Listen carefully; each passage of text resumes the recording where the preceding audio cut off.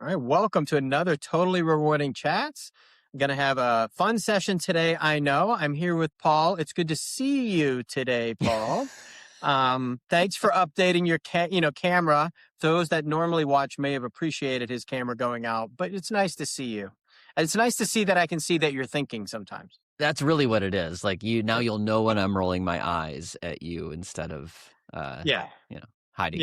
Yeah. I'm glad we published this out to YouTube and other places so people can see it. Otherwise, you'd probably flip me off more. I know that you guys stay SEC positive, or it's underneath, or you send me the emoji, but it's not on here. I might be on better behavior because I'm invisible. And what's funny about this is, by the time this is released, that joke will be kind of old because it'll be like a month or so since we had the episode that I just disappeared in the middle. And that's true, but it also took me a month or so to realize you had already changed your background. So that's about on par with the speed at which I'm operating.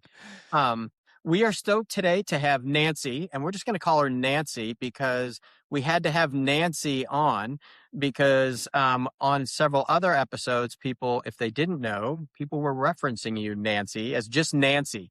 Right. When we talked about pay equity. Yeah. Oh, no, it was around pay equity. It wasn't anything, don't get too crazy or excited. Nancy. So how are you? I'm fighting a cold, actually. So hopefully too, when this is eventually published, that will be long gone. Otherwise, I'm really going to be in trouble. But no, otherwise I'm well. I am well today. Thank you for asking. So just so that I can prove that I can say it, can you do your own background, Nancy Romanyshyn? I normally, for fun, like to mispronounce your name, but not everyone I can see their face. So can you give us your bio and background, kind of where you're at now and how you got there? Sure. So I work at Syndio, which is a software company that helps companies make pay decisions and has historically done a lot around pay equity analysis and helping companies do their own pay equity analysis. Prior to that, I was working at Willis Towers Watson, that I joined when they were Towers parent, if that gives an indication of how long I worked for them. So yeah, I joined them back last millennium. It's been a few. Wow, that's old. I actually can't say anything because I will state Nancy is younger than I am. So I can't say anything. Only slightly, but yeah. No, so I started at Towers and when they were Towers parent back in 98. Worked with them for over 20 years. And I was actually working with Syndio when I was leading the North America Fair Pay team at WTW, then WTW. So that was when I got to a stage where I just really got excited about this whole software thing and all that you could do with it. And I really saw it as the future. So I made the leap and joined Syndio. But prior to that, even there was a time that I was working before I joined Towers parent. So for about 6 years, right out of college, I was standing up the compensation function for the first company that I worked for. So you might wonder, why would a company trust that to an undergrad right out of school? Good question. Yeah, but luckily I was trained by a consultant at that time. And that was actually my introduction to consulting, was working with him. He really became a mentor and it was really great. And I remember looking at him being like, wow, that'd be really cool to just, do that at different companies. So that was sort of my introduction to consulting. But from the start, I enjoyed building things and designing things, and it was really great. So did you want to be in HR when you were in college? I did. We have one. We haven't had one in a while. And the real question is why? Well, all right. So I was a psychology major. So actually way back, I wanted to be a writer. That was the first thing. And then I was like, I'm never going to make any money. So I like psychology. Let me go into psychology. And then after a couple of years of psychology, I was like, wow. I'm never going to make any money. Well, you got to do like 5 more years after. There's a pattern developing here. Yeah. So I was like, oh man, no, I want to do things. I don't want to just keep learning about things. So So that's when I was like, I want to do psychology and business. I wonder what that would be like. I actually got an internship at my college working in their HR department. And that was, I was helping write the company newsletter, the university newsletter for the employees. And I was working on a job coding project. I actually was working in compensation before I even graduated without knowing that it was compensation. So, and then after that, it was like, all right, this is kind of cool. Let me try to work in HR. And it was 92 and there was a recession and nobody wanted to hire anybody, but I did get one interview and it happened to be with the company that I ended up working for. So it worked out in the end. Wow. I like that. It's probably a better question, Paul. Why? Yeah. So actually, let me go back and summarize that long answer, Nancy. Is I didn't know what I was doing. It was a recession, and it's the one job I got. Okay. Yes. Let me just that is it. There it is. And that's how it all starts. And so I need that's to go how through it the all speed round of questions for you. Uh-oh. Are you ready? Very tough questions. You coffee or tea? Both, which I know you hate that answer, but it is true. Like at the same time, she just like. I do. I just no, seriously. I'm going to finish my coffee. I begin with coffee. Okay. I was expecting the insulting answer to it. Yeah. No. No, it's always coffee. It's always coffee. It's maybe tea. How about that? Oh, okay.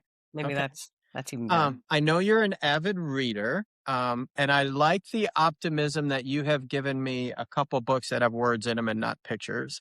That has been appreciated. What's your kind of favorite book recently, or a book that you would suggest to people? I like fantasy. I like fiction.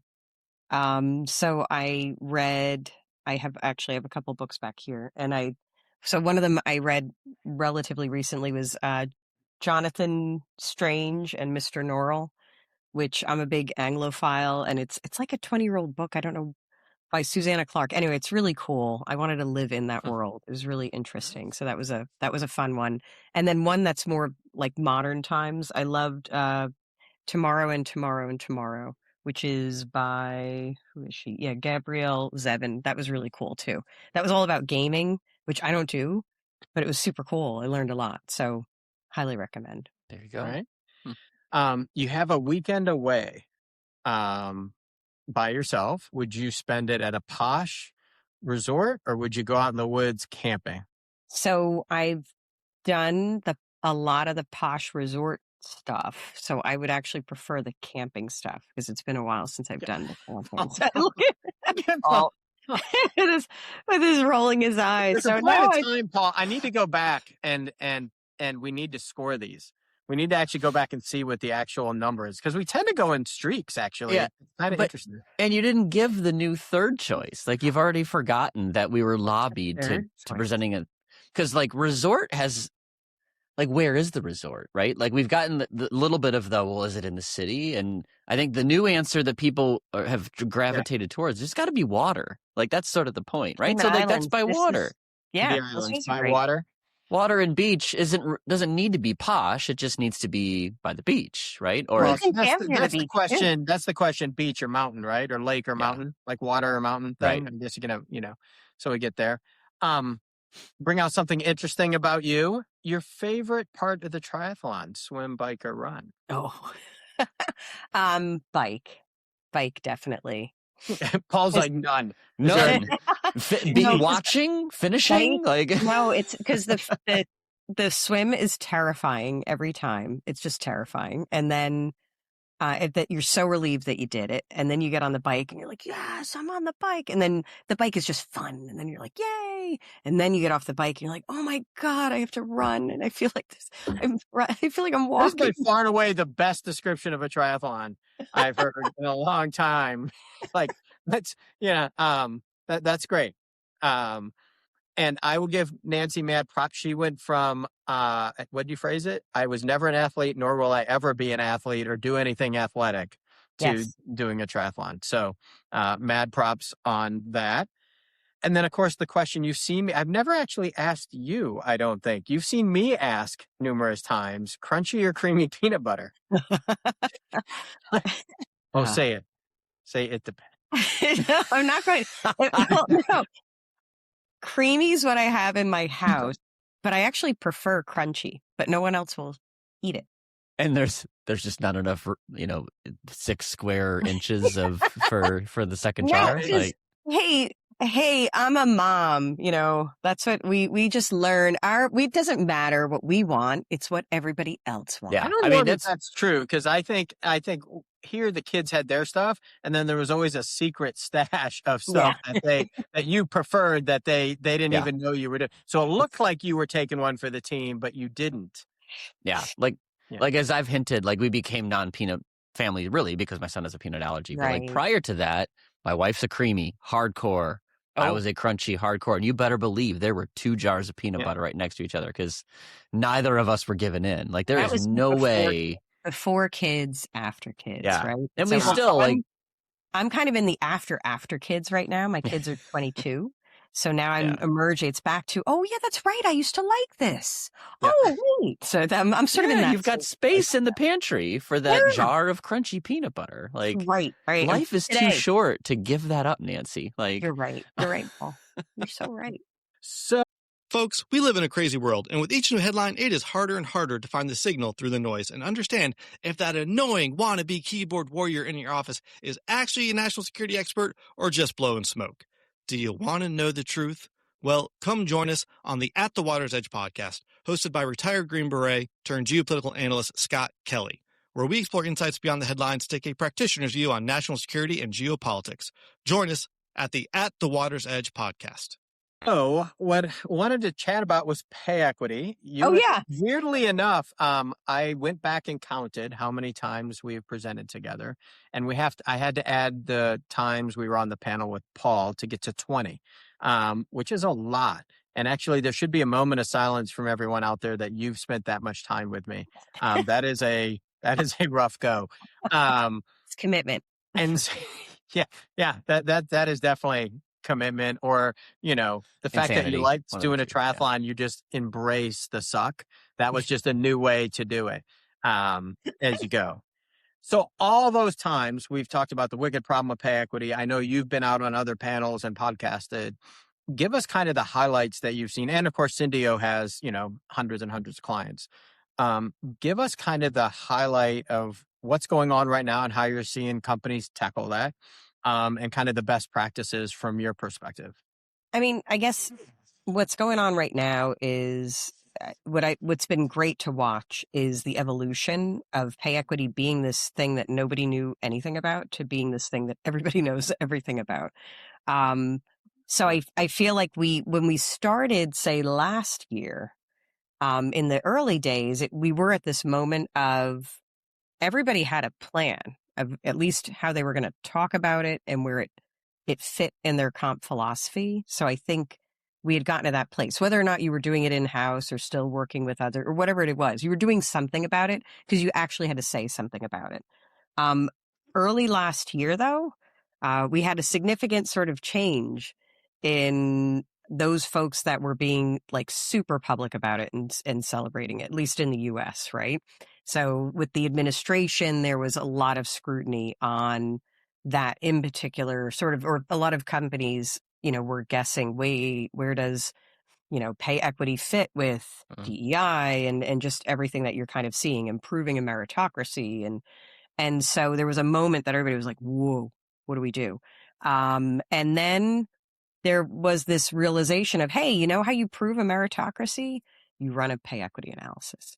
How do you prove that you're paying for the things that you say that you need to pay, for, or the things you champion, that you're not favoring one group over another, regardless of, what that group is?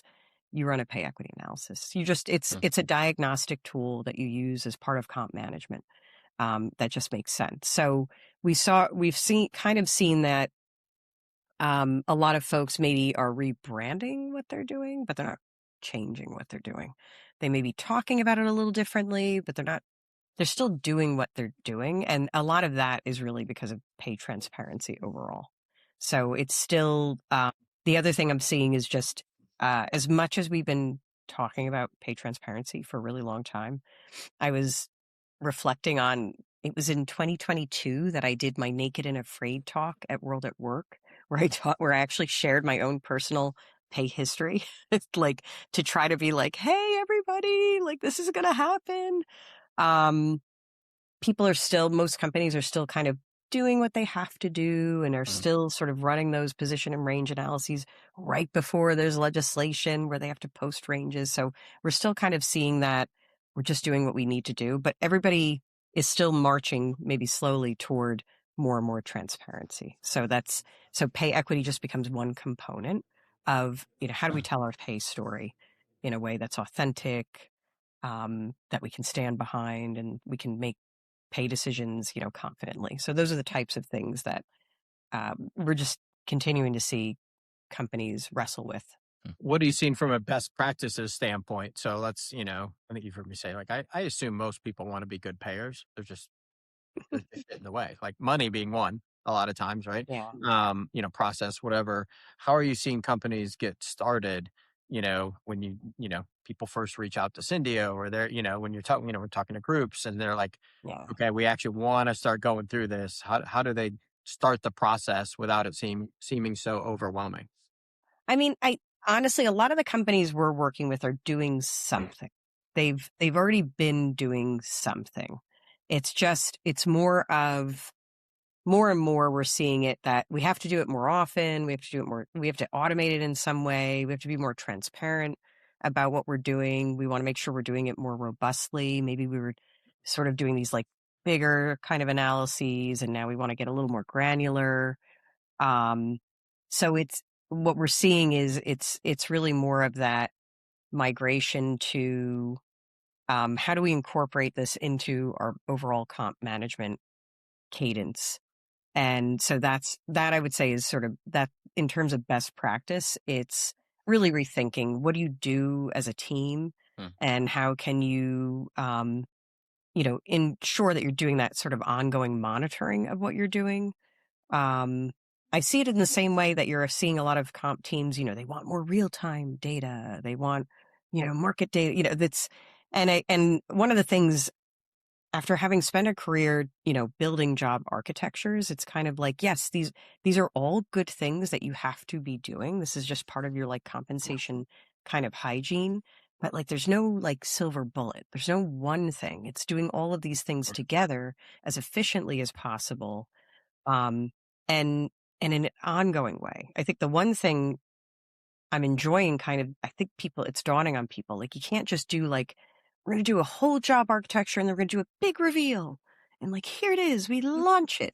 And it's like, and it's just going to exist. And cause that's how I made money in consulting for a really long time. It was my clients, we'd launch it. It was great. And then like 5-10 years later, okay, we're back, Yeah. What happened? Well, the company changed it. So now I'm seeing people are getting better at thinking about it as more of a system, something that you're doing ongoing. And how can I use, technology? How can I use new techniques? How can I just think differently about what we're doing, so that it's a more ongoing thing? Well, I heard at one of your sessions someone say it's a process, not a project. Well, I don't know who that was. How are you seeing people incorporate that though? Because I also joke that the one department we know that's not getting money or headcount generally is comp. And so how are you seeing them tackle the issue of like, to your point, nothing went away. It really isn't, I wouldn't say huge once you get going, but it's just another thing that has to get done. And so how are you seeing them incorporate that kind of, because I think you guys are in a unique position when you are implementing software and working with that team who's already doing all these other things. Like, how does that all fit? Because to me, it's almost like, because I'm a child, you think about a 12-piece puzzle, not a big puzzle, but you think about a really small 12-piece kid's puzzle. Yeah. And now I need to add a 13th piece. Right. And so how does that functionally work when they start putting things together for themselves? I think it's a lot of coming out of the silo that has been compensation management in a sense. So there's sort of this, it's a similar motion that we saw with pay equity when pay equity was no longer owned by the lawyers and the labor economists, and Total Rewards started to take ownership of it. I think with transparency, it's forcing comp teams to realize they don't own comp decisions. I mean, they never did, but they really don't. and now there's this sort of like democratization, and it's really rethinking, well, so how do we scale this thing? How do we still have the control and the guardrails that we want, but also scale it? So I'm seeing this kind of a combination of, all right, what are efficiencies we can gain? Is it with technology? Is it with outsourcing it? Is it, sort of like kind of rethinking the operation?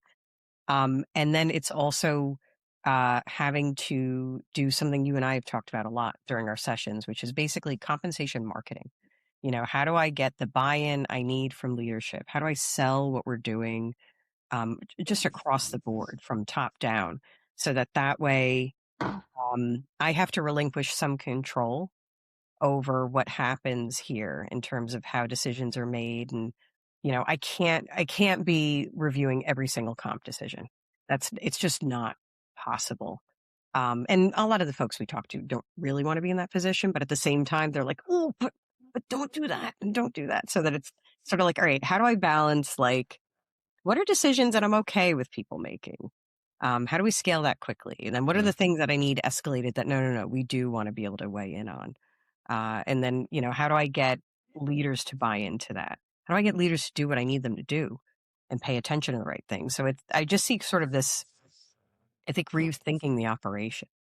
And I feel like, each of us, has touched or worked in technology in some way. And I think part of it is, I feel like comp overall has been slower to the tech table in a way. Like there's other parts of HR have had so much to, access. And now that's why we're seeing sort of this era of like all these different things are kind of coming into play for comp. And now comp's trying to figure out how do I put those pieces of the puzzle? There's just new pieces, I guess, of the puzzle that they're putting together in new and different ways and rethinking kind of what is their role in all of that. Yeah. I don't know if that made any sense. So no, for sure. I mean, I think, we've talked about this a lot before, Sean and I in particular, around like comp has been filled with really good tech people from a Excel standpoint, right? Like most people got ahead in rewards because they were great with spreadsheets. That is absolutely 100% my story, right? Like the first decade of success for me was just that I could figure out formulas better than everybody else, right? So as a result, we've become reliant on it, right? So it's this vicious cycle. Like it was the quantitative place within HR. As a result, that's where the quantitative people went. We're really good at spreadsheets. And as a result, we love our spreadsheets and don't take it away from me. Like that's been the mindset.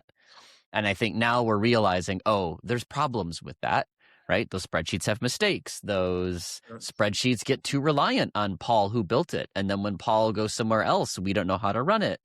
So I do think there's been an awakening to the shakiness of spreadsheets. It's still the market share leader in every comp tech category, as we talk about, right? Yeah. Market data is the only exception. You can't make that up in a spreadsheet, but everything else, you can do it, right? And Sean, you talk about how comp people have been like the heroes with that spreadsheet, and they just figure it out because they have no budget and they can do it. Yeah. So it's a high bar for the tech providers to prove ROI to get you out of your spreadsheet. Like that's a tough sell. So I guess it's not necessarily that like we woke up today and said, oh, I think I'll use technology. It's more like the risks of using manual processes and spreadsheets are clearer than they've ever been. And I think we're finally getting better at sort of communicating the value of a more enterprise sort of system approach. I think that the thing that goes with that, though, is comp and payroll, right, get kind of beat up for being later to the party. But like, in the software side, if I screw up, like I just, within the next week, we fix the software, right? And that's a problem. If I accidentally reduce everyone's pay by like $5, like I'm sure there's a line outside my office, let alone $500 or $5,000, right? And so I think the risk reward on using that has been one thing. I also think, because I'm going to use the big word Nancy used, democratization, because she had to throw a big word out there. I know. Look at that. That's a big word. Yeah. Now someone's going to think I'm a 6 syllables. I know. Look at that. That is she. Look at her. She's still. I don't remember what was the word. I literally had to stop and Google in the middle of a presentation once. I was like, she was talking, and I literally had to get my phone out and be like, I don't know what to do. Perseverate. You always make fun. Perseverate. I say, let's go, Paul. You don't know what that is? Yeah, you got to perseverate. I also think, though, the democratization of Excel when you started looking at how do I send this stuff down? Because if you think about comp software and the things, and Nancy, I know there's the spaces where we're going, and I know in the new graphic, Paul, you've got this kind of democratization of data, right? Yeah. In my opinion, that's not what the box is called because it was too many syllables and too long. But that's what it is. It's the tools weren't made; they were made for the comp department, right? Right. And once a year, we sent out the Excel spreadsheet to do its job, sent the army of Excel out and brought it back. And then we put it back in our tool and did our special thing. And it wasn't able to be sent out. And I'm really excited to see, you've got comp planning tools. You've got tools that are doing pay equity that are doing it. You've got just a number of tools that are out that are now allowing this data to be in the hands of managers through the year. And that was not a thing in the past either. But Excel was easy because not only did comp people know it really, really well, but they could send it out. Yeah. And like most people knew what Excel was, or as I joked on around the security problem with it, or they had a child who knew how to use Google Sheets or Excel that could do the math for them and run that, which is not a security problem at all. Yeah. And I mean, yeah. And I think you bring up a good point. It's that risk piece too, that I think there is this kind of risk tolerance that is being created. I think that comp people are sort of engaging in. I'm just thinking, I did give somebody a decrease once. So like, I know that feel. Jeez. You need to go back and study psychology again, because that does not land well. That does not. Yeah. How did that? Do I need a psychology degree to know how that went? It was a mistake from my Excel sheet. Yeah. Okay, so there we go. All right, you didn't choose. That was like, damn, like Nancy chose to. I literally had somebody come up to me. She said, I knew I wasn't crazy about my merit increase, but I don't think I was supposed to get a decrease. And I realized I put somebody else's rate. That was totally my fault. I was very fortunate. Yes. Anyway, so. Well, I think the other piece of that, kind of semi-pivoting to Europe, because we've presented here, we've talked more about the U.S. administrative, it's coming fast. Oh my gosh, yeah. And the big one, of course, when you talk about democratizing data, and I've used it 3 times. You shorten it. Democratizing is shorter than democratization. So you're simplifying, which I appreciate. Like, well, that's just a lot. Really, if you know me, that's where we're going to end up at some point. We're just going to say, give it to everybody.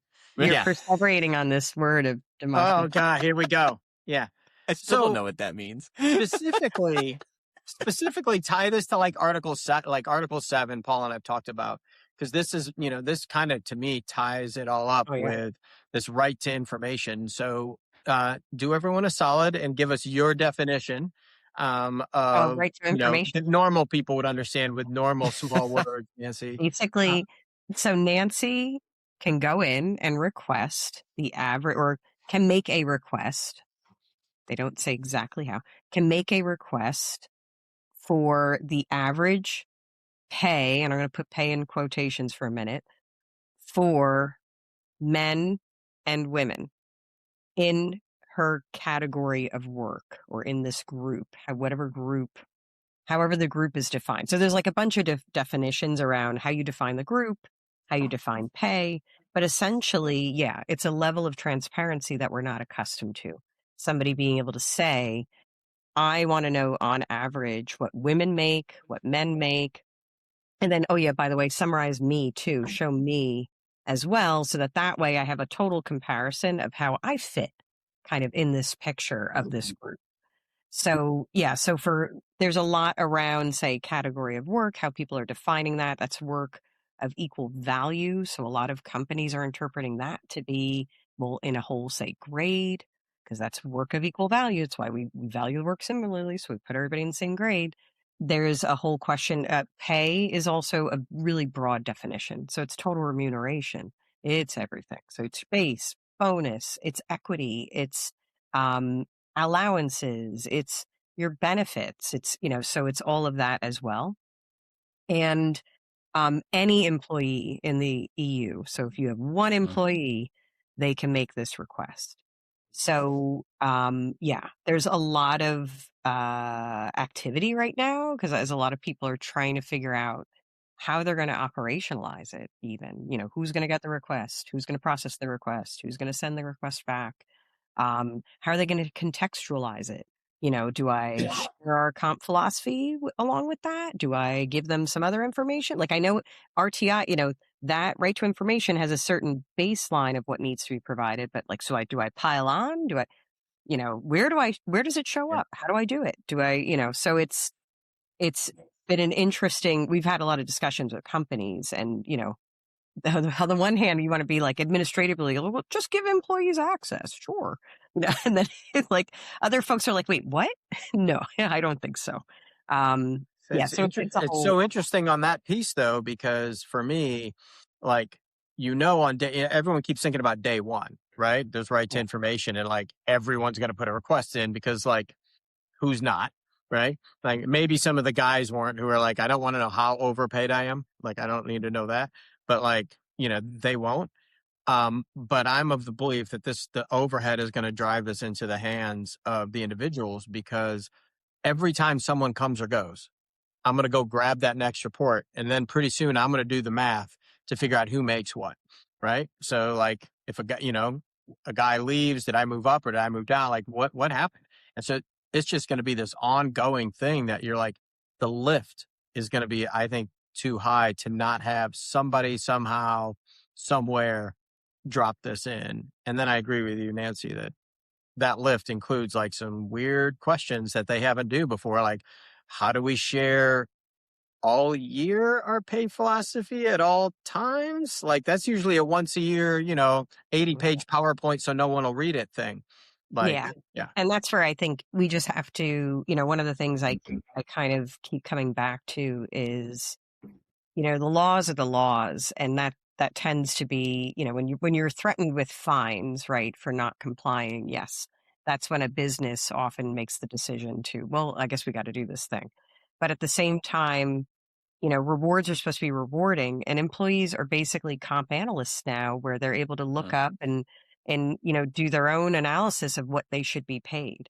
And I keep, I think we were just saying it, Sean, in one of our sessions, that I keep coming back to this idea that that's great. Like you realize employees are coming to you, but they're coming to you with information that's external, not about your philosophy, not about the choices you make, how you compare, yourselves to other companies, what's critical for your business. Like, wouldn't it be better if you leaned into educating them around that? Because really I think it's just all about empathy. Like, what do I want to know as an employee? I want to know why I'm paid what I'm paid, what you're basing it on. I want to know that it's fair. I want to know generally how it compares to others. I want to know how to make more money. Like that's basically like, those are the basic things. So how can we get good at leading with that story as opposed to this sort of, I'm disclosing this to you because the government says I have to. I think that the challenge I'm hearing, particularly from larger employers, not disagreeing with anything you just said, the big challenge is if they've got 2,000 managers in the EU, you're not going to teach 2,000 people to have empathy. You can't. You're not going to teach 2,000 people to tell a consistent story when they themselves are a subject of that story. Yes. And I am a overpaid male. I'm going to approach that conversation differently, male manager to be clear, than if I'm an underpaid female manager. Like that's just human nature. And there's this challenging balance of, well, how much do we centralize and standardize? But how much do we need to sort of enable and trust that people are still going to talk to their manager, right? There's this, it's a little bit of both, of course. But like, how do you manage that knowing that managers are humans too? And as much as we train, as much as we educate, as much as we give the talking points, like, that when the rubber meets the road, they're saying what they feel. And like, how do you enable that? So I think that's the interesting part of this, particularly for big employers with lots of managers and lots of employees. Like, how does this scale, right? In this era where we're still working through some trash from from eras ago that maybe our job architecture isn't all that clean. Maybe our comm structure isn't all that great, right? There's still things out there that we're working on. That's why I'm for centralization, Paul, like in doing it through the tool. I know it's not as cool, but like, not to mention if you have 2,000 managers, like if you only turn over 5% of them. Like that's 100, right? Like 100 new humans and the right to information isn't like merit where you're like, hey, they're going to get their access to the information, May 1st. So in April, we'll tell you guys what to say. It's like, they're going to come ask right after the manager leaves too, just to be like, that's just how it's going to go. Yeah. I'm with you. I mean, I think one of the things we've learned from pay transparency overall these past few years is it doesn't have to be overly complicated. You can, and to your point, I think there is an element of centralization. One of the things we do see is a lot of comp teams that are decentralized are really struggling a lot more with a lot of this than those that are more centralized. And those are the ones that are, I think, really worried. The ones that, like you're saying, like, crap, we have to do this thing. Oh, am I allowed to say that on this? Oh, yeah. We've heard worse. So, okay. If I only said crap somewhere in the we're on a solid day. So okay. So I don't want to be a potty mouth. So here we are. We've got the right to information. It's any employee in Europe. I'm fine with France where we have like a decent, big facility, but oh my gosh, I have in Poland, we have like 2 people or I have like a pretty smaller team. And now it's not like I have people on the ground, in every location. So that an element of centralization is definitely what a lot of folks are doing. But in another sense, what's interesting is, you give people just enough information. And the remarkable thing is, a lot of times people are surprised by what they don't hear. So a lot of the experiences have been, they've prepared, they're like, all right, we're going to be sharing this information out there, get ready.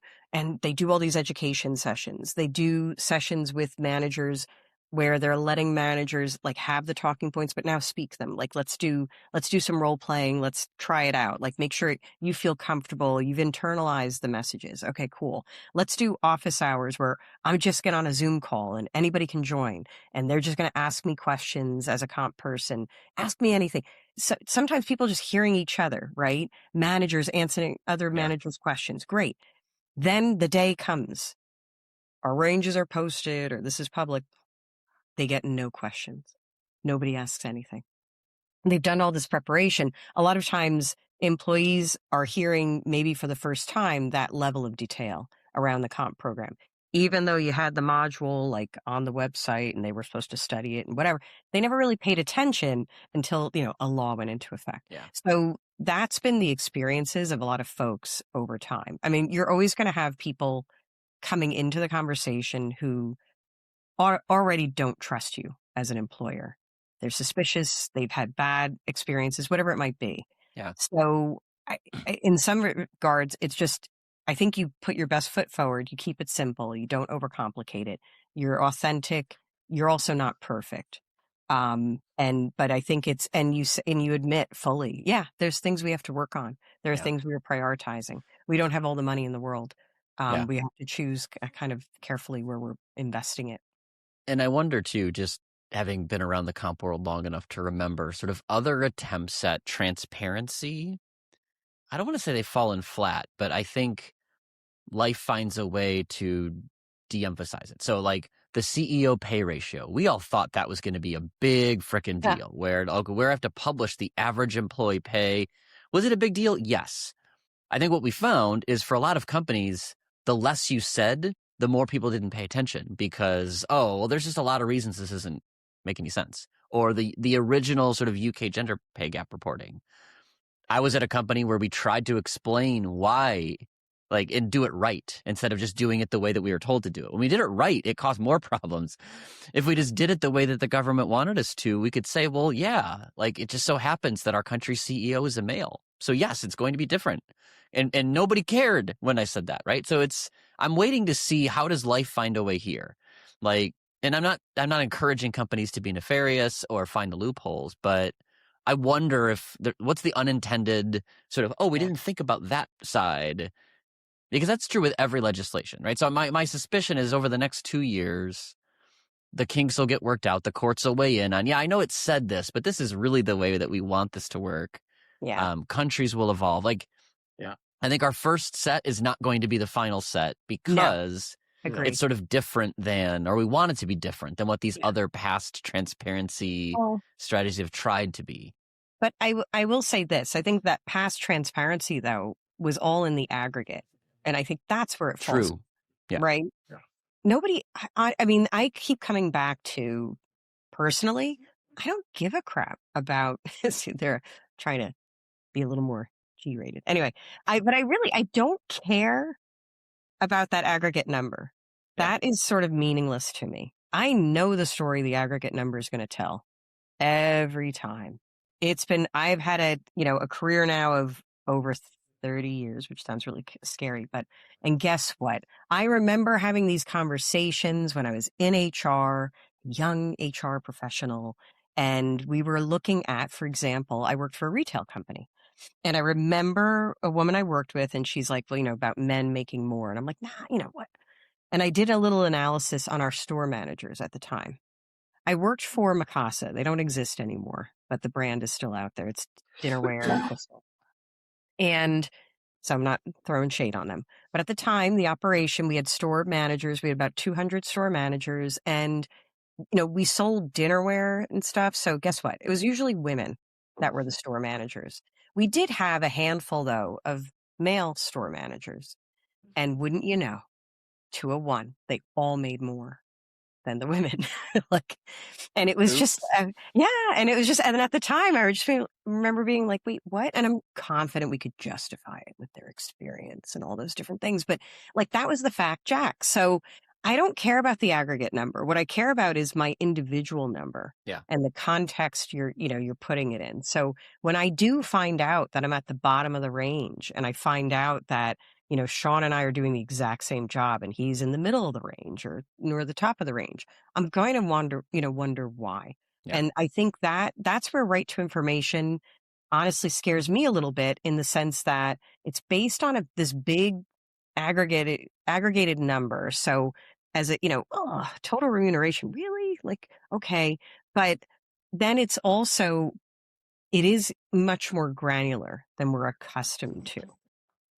So I think there's that level. The more granular we get, that's where I think the risk is, because then it's just getting much more personal, and pay is so personal. Personal, but also the right to information is the average man and the average woman. And then if you want to provide more, well, how do you actually justify that? You start talking about things like multivariate regression. Okay, cool. The three of us will be like, yeah, that's another hour of fun, right? But you're trying to explain that back out to the employees to now justify what's going on. That's going to fall short, because that gets complicated. And so you kind of have this cliff of, well, why are they underpaid? Well, actually, we can explain that. Well, how do you explain it? Well, we explain it with, log linear regression models over multiple variables. Wow. And the employee's like, so that's bullshit, right? You're just making up answers now, right? Because they don't have time nor care enough. Other than, to your point, Nancy, it becomes very personal. All I know is I'm under the number. Right. End of story. We need to fix that, right? Yeah, unless you can explain it pretty cleanly, hey, Sean has more experience. Hey, Sean did this thing and we adapted. He's got this specific skill set. Unless you're able to really crisply explain something that makes sense. I just think it's going to be, it's so, well, you've heard me say, humans are highly statistically predictable in this case, but amazingly individually unique. But that might be the case, that I have more experience. But you can't always use that, because I also suck and you're great, right? And so that's going to be a problem, right? And they're going to be like, okay, so it's just experience, not how well I do, right? And so you go down this rabbit hole for every one of them. And I think this is where the time suck is going to really come from them. It's not just it's not the data. It's the follow-up questions that are going to be, inordinate. And now you've got people who are already overworked. Who answers that question? The manager? They definitely don't want anything to do with this most of the time.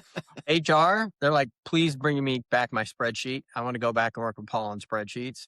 There's this weird place. Do you have to hire somebody who's almost like a psychologist to go back, who's a compensation psychologist to deal with this? I think it's going to be really interesting. And then I think the legal precedent, how this all shakes out over a period of time, is really going to change how much people care. Hey, it's going to cost me, I think the money's going to be big. Otherwise, if it's not, people will be like, oh, so for $50,000 fine, I can say screw it. Like, okay, whatever, right? Kind of like the CEO rationale, right, Paul? Like people will be like, well, I just won't say anything about it and pay a fine. Cool. Yeah. Or does it? Or I'll do it. I'll just do it plain vanilla and make it bad math is really that's the fear I have. And I don't think people will do it because, Nancy, you're 100% right. Like there's enough specification about what like work is in the regulation that it's going to be hard to hide. Yes. Is it possible? Absolutely. But is it going to be more difficult than the CEO pay ratio? Because you just do CEO pay ratio globally, and India gets factored in, and as a result, it's a big number, and you just tell people that. Like that was the end state solution. Italy's going to have like 4 buckets. Like this is where the math's going to go bananas, right? Like, are you going to provide more? But basically what you have to provide to the government, if you do the minimum, you're going to put everyone in 4 buckets. Yeah. You're like 4 buckets. Yeah. Like, that's a good example of where it's probably going to have the unintended consequence of not really being helpful, right? It's almost, that's too simple. And that's where I do think companies have an opportunity to then kind of weigh in and say, so there are things we have to do for the government. This is what we're reporting. This is what we're doing. And here's what we've been doing all along and talking to you all along about why we pay what we pay. Yeah. Here's your base salary. Here's your bonus. Here's this. Here's just doubling down on here's the stuff we've always talked about. And my hope is part of the law is the involvement of the works councils. One of the things that we've been, reminding companies is, yep, you're worried about what to tell them. Hey, aren't these the same people you had to sell on your job architecture? Right? You've had a lot of these conversations. There's a lot of stuff they already know. Build on that. It's interesting you say that because you think about the way the Italian law is written. It's kind of like married up to their works councils. Right. And a knee-jerk reaction is like, kind of like I first read it. Well, it's only 4 categories and it's matched up to them was kind of bad. But you're like, wait, there's actually some silver linings. You've already kind of agreed on some stuff. It's a bargaining agreement at some level, whatever term you want to use with the works council. So I think that's actually kind of interesting too. So I just think there's going to be so much coming out. And I think this new communications piece is going to be like, how much can you centralize and do it in place? And then how do you give it? And then how do you answer questions on the fly? It's a whole new space. Yeah, it really is. Employees are going to know a lot more than they've ever known before. They continue to. And I think that's, as comp professionals, we just haven't been accustomed to that. We knew what everybody was paid. We saw it all. And now one of the things we just have to remember is that everybody else is going to know now too. Well, they can all go look online, right? Yeah. I was sad. All the AI tools told me I was overpaid. So they were at least consistent. So that's fine. I know being cognizant of time, we always ask at the end, and you have the unique perspective of, practitioner, consultant, and at a software company. If you could fix one thing automagically, that's my big word for the day, automagically in HR, what would it be? Oh, wow. Well, it better be good. Don't perseverate too long on it. I still don't know what that word means. Perseverate. It just means when you're focused on that. It's more of a therapy word. So my son is autistic. Why say focus on it, Paul, when I could say perseverate? Perseverate is when you're so hyper focused on it that it's like. Oh, I understand hyper focus. That's a word I understand. Yes. That comes with my condition. You can say perseverate if you need to say it twice. All right. Now I've got you a couple seconds. What do you got? Okay. All right. Honestly, I'm looking forward to the time when compensation will be much more transparent. I think people are going to know. I want us to rip off the Band-Aid. I wish people would just know what everybody's making, and then we would just start to just make the corrections we need to make, justify the things that we have to justify. Everybody can be grown-ups about it. This is why this exists, why this is here.